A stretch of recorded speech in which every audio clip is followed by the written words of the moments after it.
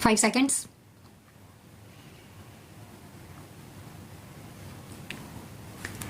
Madam Speaker, I rise to present the budget for the year 2016-17. I am presenting this budget when the global economy is in serious crisis. Global growth has slowed down from 3.4% in 2014 to 3.1% in 2015. Financial markets have been battered and global trade has contracted. Amidst all these global headwinds, the Indian economy has held its ground firmly.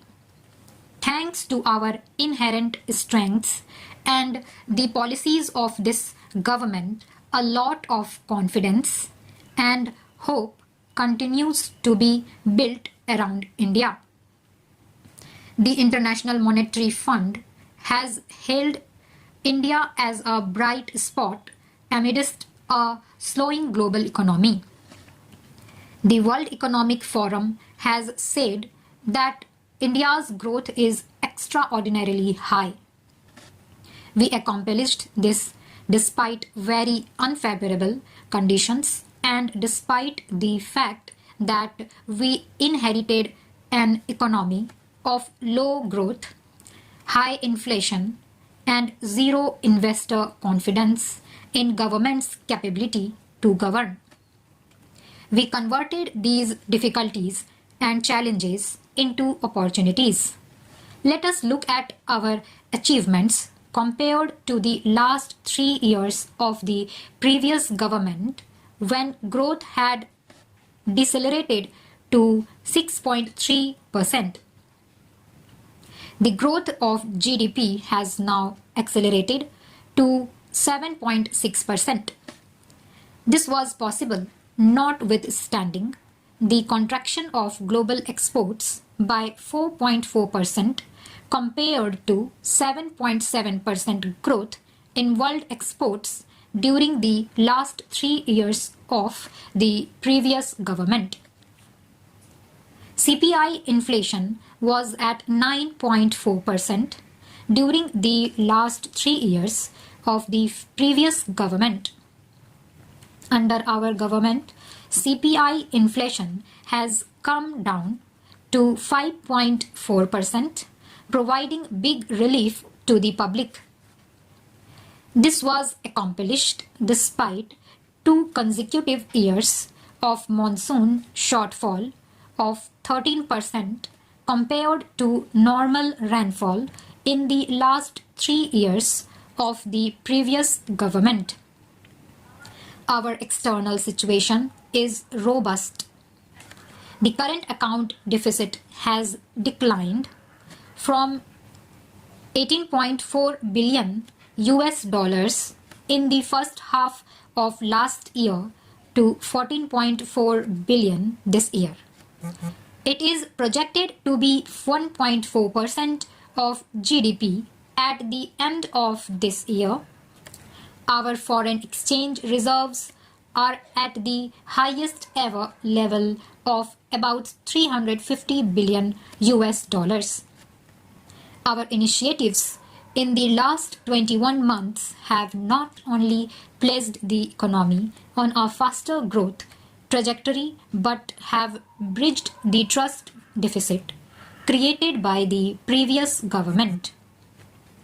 We believe in the principle that money with the government belongs to the people and we have the sacred responsibility to spend it prudently and wisely for the welfare of our people, especially the poor and the downtrodden. We have increased our planned expenditure at the RE stage in 2015-16, in contrast to the usual practice of reducing it.